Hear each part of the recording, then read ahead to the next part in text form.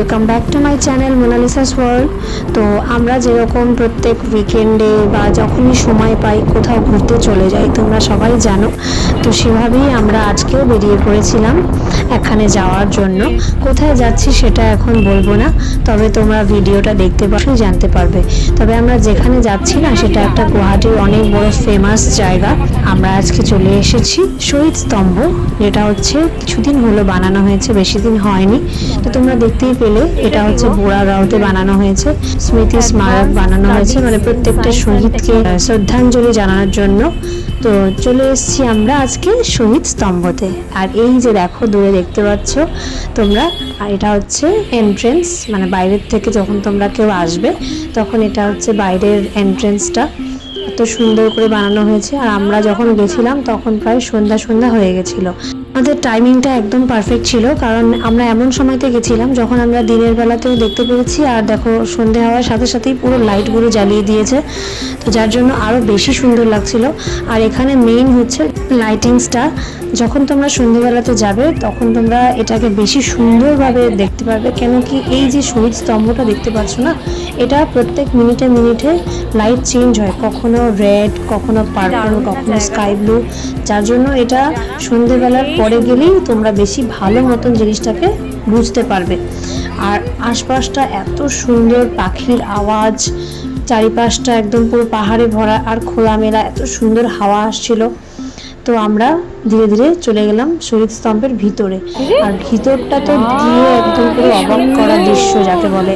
তোমরা ভিতরে ঢুকতেই এরকম একটা সুন্দর, একটা অপূর্ব দৃশ্য দেখতে পারবে। সেটা হচ্ছে পুরো সাইডটা পুরো জল দিয়ে দেওয়া হয়েছে, আর ওই জলের থেকে যে একটা ঠান্ডা হাওয়া আসছে, যারা যারা এখানে দাঁড়িয়ে সব ফটোস ক্লিক করছিল তারা বুঝতে পারবে, যখন তোমরা যাবে তখন সেই জিনিসটা তোমরা ফিল করতে পারবে যে কতটা ভালো লাগছিল ওখান দিয়ে হাঁটতে। আর এটা পুরো রাউন্ড করে ঘুরে তারপরে আমরা ভেতরে ঢুকে গেছিলাম।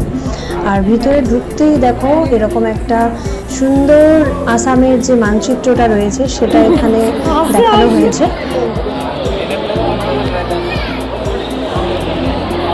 তারপরে আমরা এগুলো দেখতে দেখতে চলে গেলাম ভিতরে, যেখানে শহীদের স্মৃতিস্তম্ভগুলো স্থাপন করা হয়েছিল।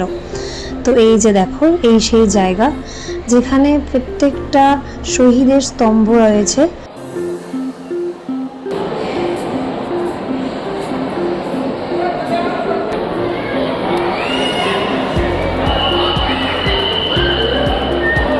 ওইভাবেই আমরা ঘুরতে ঘুরতে শহীদ স্তম্ভের এক পাশ থেকে চলে এলাম আরেক পাশে।